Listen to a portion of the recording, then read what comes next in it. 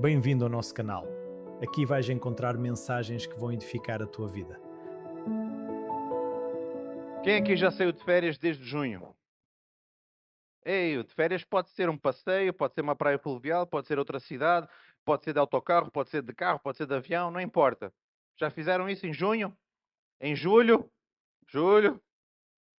Até agora, hoje é dia 9, mas se calhar ainda, em agosto, quem ainda vai fazer? A gente usa isto, basicamente, não usa? Isto são? Ninguém viaja de férias sem pensar na mala. Sim? Mulheres, sim ou não? Homens! Alessandro, a gente tem que fazer a nossa mala também. A gente escolhe o que cabe dentro da mala, entre parênteses. Geralmente as mulheres fazem milagre, fecha parênteses. Não estou a dizer que os homens não saibam ajustar, mas geralmente as mulheres fazem milagres do que para caber coisa dentro da mala. E nós tentamos não passar do limite, especialmente quando vai envolver avião, certo? Tem limite. Há sempre aquele momento no aeroporto em que a gente faz o quê? Tira alguma coisa dentro da mala para não ter excesso de peso. Alguém já passou por isso? Na vida. Alguém já passou por isso? Tem que tirar coisa para não passar por excesso de peso? Ei, pá, isto não é... Nós levamos isto para lá e para cá e nós carregamos muita coisa dentro dessas malas, não é? Às vezes vamos passar 5 dias fora e temos roupa ali para 2 semanas. Às vezes vamos passar uma semana fora e levamos roupa para 2 dias. Não, sou prático. Mete a lavar, mete a lavar, mete a lavar. Estou a tomar banho, já lavo a cueca. Tem gente que é assim. Oh, enfim, a gente usa as malas para qualquer tipo de situação de viagem. Mas nesta manhã também queria pensar nesta perspectiva de bagagem, que tem seu peso, não é? Ó, estou muito forte. Na verdade não tem nada, né? Ó, mas às vezes está leve, às vezes não está leve, às vezes está pesado, às vezes tem que carregar, não é? Enfim, há uma bagagem que não vai ter peso no sentido de aeroporto, não vai pesar para fazer check-in.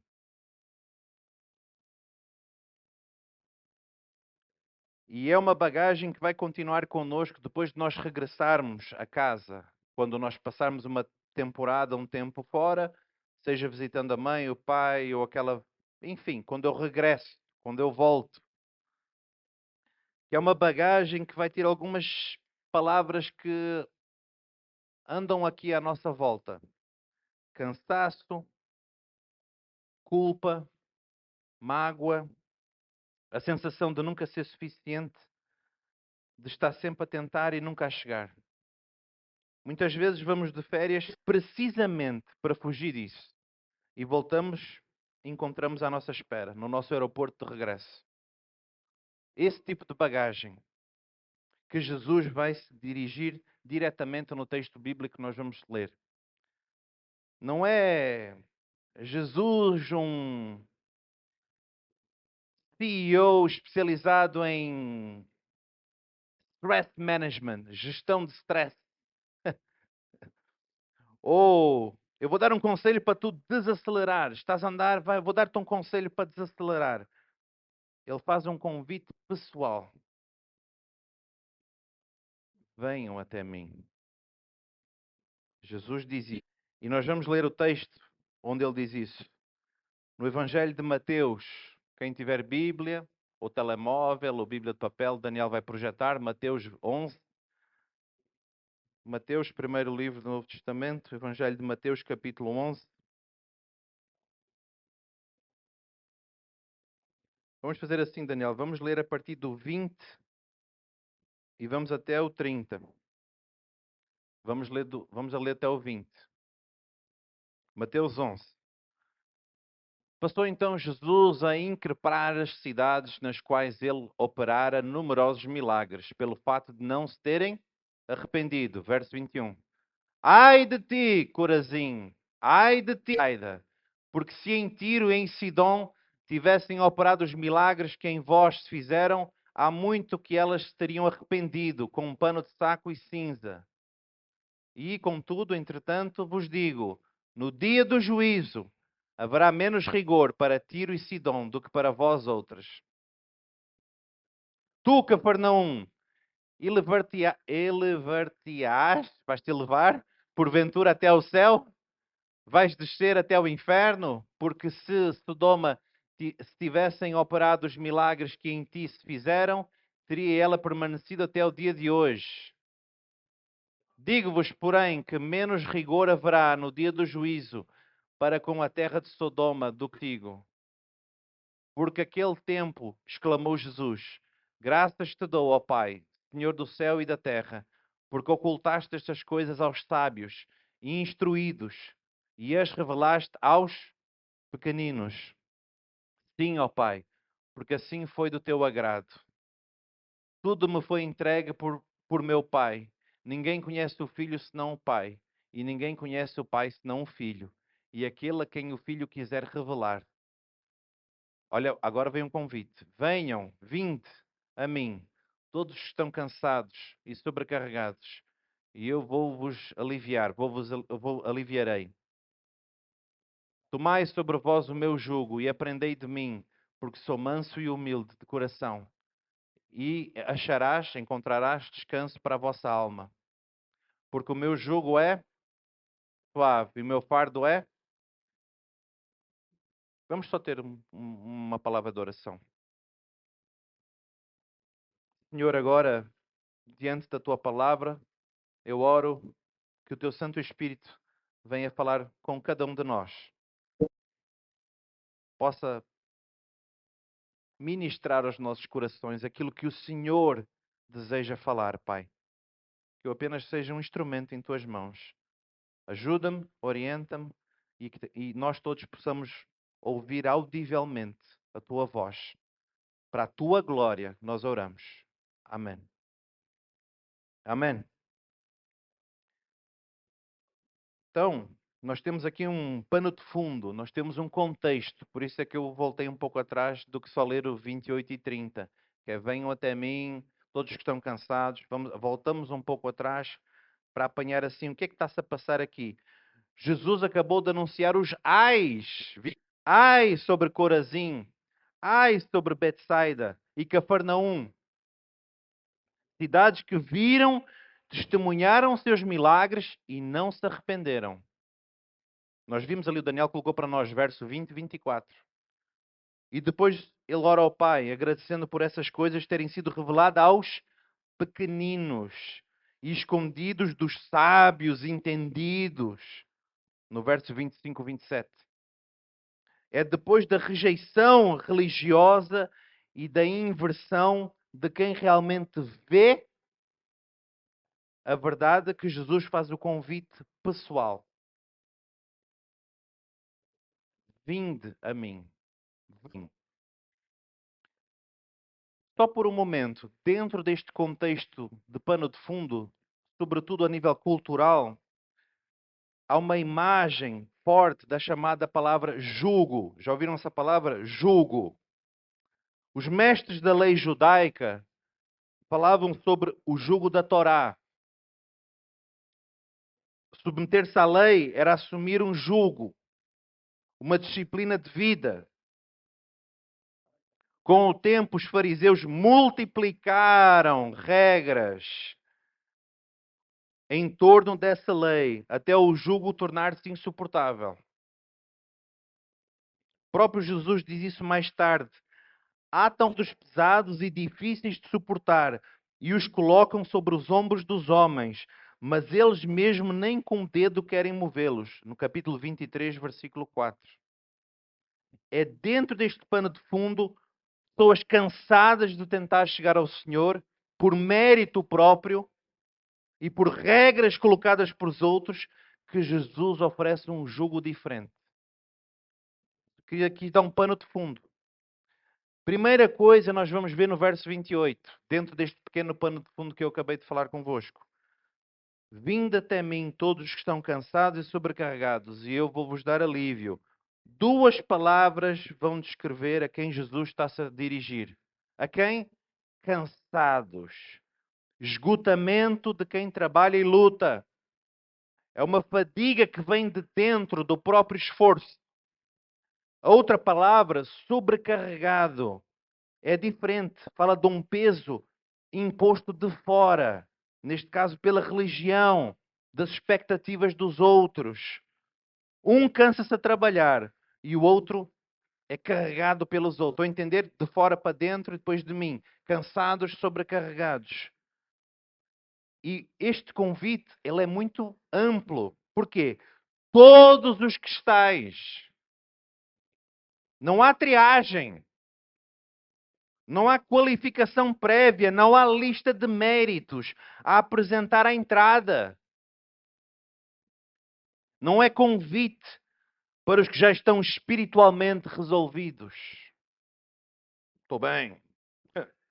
É justamente para quem se sente que já não aguenta mais. Isto nós ligamos também, fazer uma ponte para o Antigo Testamento, Salmo 55, 22. Lança o teu cuidado sobre o Senhor e Ele vai te sustentar. E 1 Pedro 5, 7, que tem a mesma ideia séculos depois, lançando sobre Ele toda a vossa ansiedade, porque Ele tem cuidado de vós. O convite de Jesus não é algo novo, totalmente novo da parte do Senhor. É a mesma ponte que a gente vê em Salmos, ele falando, 1 Pedro falando. Isso nos leva para o verso 29. A troca que Jesus está a propor. Tomai sobre vós o meu jugo e aprendam de mim, que sou manso e humilde de coração. Este é um dos pontos que mais se perde com facilidade, numa leitura muito rápida. A gente tem tendência às vezes a ler muito rápido, a gente pode se perder. Aqui pode ser um caso. Jesus não promete tirar todo o peso da vida, ponto. Jesus não promete tirar todo o peso da vida. Promete um jugo diferente. Tomai sobre vós o meu jugo, não é tirar responsabilidade. É troca de responsabilidade. Da autossuficiência e do legalismo, tentar merecer, tentar chegar lá sozinho, para a submissão manso, alguém humilde de coração. Depois ele diz, aprendei ou aprendam de mim. Isto é uma linguagem de discipulado. De quem senta aos pés do mestre para aprender um modo de vida. É o chamado Talmidim. Talmidim é a palavra de aprendiz, discípulo. Não de quem procura um alívio momentâneo e depois segue o seu caminho como era antes. É tipo, estou assim embaixo de água. Estou aliviado momentaneamente, mas agora vou seguir outra vez. Não é isso. Não é isso. O descanso que Jesus oferece não vem de largar tudo e continuar como antes. Vem de deixar de carregar isto sozinho e aprender a viver de outra forma, ao lado dele. É diferente. É importante falar isso. Quando nós falamos de vida cristã, não temos uma vida sem jugo, não temos promessa de uma vida sem jugo nenhum. Temos suportável. Porque quem fez tudo isso foi o próprio Deus. Todas as coisas que o Senhor criou, todas as coisas que o Senhor faz, sempre têm propósito. Mesmo que eu não entenda. Mesmo que eu não entenda. No verso 30 nós vemos a terceira situação aqui. O descanso que Jesus dá. Porque o meu jugo é suave e o meu fardo é leve. Não é porque a vida cristã não pese nada, mas é porque é levada em comunhão com Ele.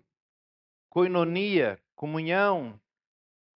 O apóstolo Paulo vai buscar esta mesma lógica que ele fala em Gálatas, mais para capítulo 6. Levai as cargas uns dos outros e assim cumprireis a lei de Cristo. O fardo dividido é sempre mais leve do que um fardo solitário. O jugo de Jesus não elimina o peso da vida. Muda quem está a carregar isso do nosso lado. A própria palavra descanso faz assim um eco em Jeremias 6:16, quando o Senhor convida Israel, naquela situação, um tempo de crise nacional, naquele contexto, a perguntar pelas veredas antigas, para achar descanso para as vossas almas. Então Jesus apresenta-se neste contexto. Mas agora ele, venham até mim, fazendo pontes com o Antigo Testamento, Paulo bebendo disso, o apóstolo Pedro bebendo disso. Até um homem chamado Agostinho, um teólogo do primeiro século, tem um livro muito interessante chamado Confissões. Ele diz o seguinte: fizeste-nos para ti, e o nosso coração não descansa enquanto não repousar em ti. Fizeste-nos para ti, e o nosso coração não descansa enquanto não repousar em ti. É a mesma bagagem, mas é outro nome, atravessando vários séculos. Diante disto, pensando nisto que estamos a falar, trazendo alguns pensamentos, o convite de Jesus não é para a gente arrumar melhor a mala. O convite de Jesus não é para a gente arrumar melhor o que está aqui dentro. É para entregar. Isso é muito relevante agora, porque estamos ainda em período de férias. No verão, alguns já tiraram, outros estão a tirar. Estamos ainda neste momento. Muitos vão à procura do descanso, mas voltam com a mesma ansiedade. Porque o descanso das férias acaba quando as férias acabam. O descanso que Jesus oferece não depende de calendário nem para onde eu vou.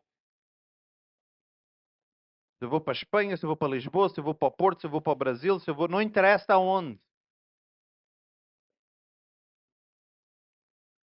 Dentro disso, queria deixar aqui alguns pensamentos para cada um pensar.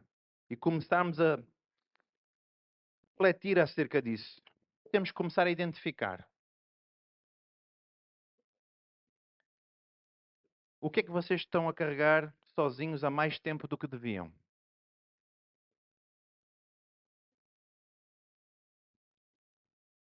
Para ir pensando. O que é que eu estou a carregar há mais tempo do que eu devia? Outra é fazer uma distinção. Distinguir. Descanso de alguma coisa. Férias, rotina, trabalho. É temporário. É temporário.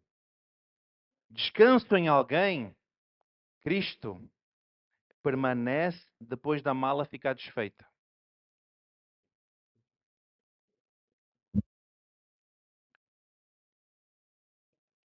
Quando Jesus faz esse convite, ele não está a exigir ou dizer assim, primeiro resolve aí o teu fardo, a tua vida, depois vens a mim. Não é isso. É justamente quem está a carregar o fardo, quem ainda carrega isso. Ele diz, venham a mim. Tem aqui alguém assim? Tem aqui alguém assim? Não tem ninguém assim aqui? Não há nada? Nada! Eu diria, sem querer expor ninguém, eu diria que todos nós. Mesmo que um seja isto, o outro é aquilo, eu sou isto, o outro é aquilo. Todos nós. Todos nós. O convite é esse. Quando ele diz, venham até mim. Convite pessoal de Jesus. E é com isso que eu quero encerrar. Vocês estão a ver as malas. Vocês estão a ver as malas. Lembra-se que eu falei no início? Aqui dentro tem coisas. A gente faz mala para viajar e tal, mas lembram-se que eu falei no início? Culpa, mágoa, frustração, tentar fazer sozinho, e a lista pode continuar. O convite não é, Jesus, ajuda-me aqui, olha, arrumar um pouquinho a mala. Está aqui, Senhor. Desculpa, os irmãos vão bater depois que eu estou ao lado de vocês.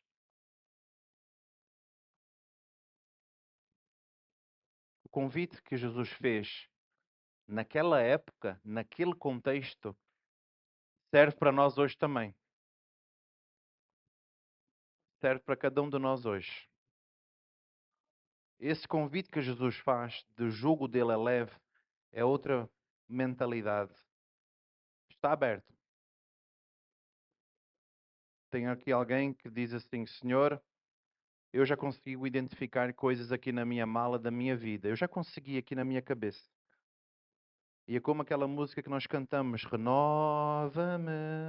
Lá, na, na, na, na, na, na, na, na, na, na, na. Não, esquece. Tem aqui alguém que quer, que diz que está cansado. Eu lembro sempre da pregação que a gente fez lá nas Tílias, não é? Eu sempre lembro disso porque é aquela coisa que fica. Eu sei que alguns irmãos ficaram com isso muito vivos, né? Da rotunda. Lembra, Daniel? Da rotunda? A rotunda da vida. O que é que serve uma rotunda, pessoal? Faz assim. Mas depois tem saídas ou não tem? E quando eu estou nisto e eu não submeto, não quero, eu estou numa rotunda da vida. E a minha vida não sai do lugar. E ele está a dizer: venham, desarma-te, submete-te. Se ele é o nosso mestre, o nosso Senhor, o nosso Salvador, morreu na cruz, deu tudo, deu vida para que eu tivesse vida. Por isso é que nós batizamos a nova vida em Cristo. Mas eu quero ficar assim. Então este convite de vindo a mim, como eu disse, serve para todos nós. Podemos ficar em pé?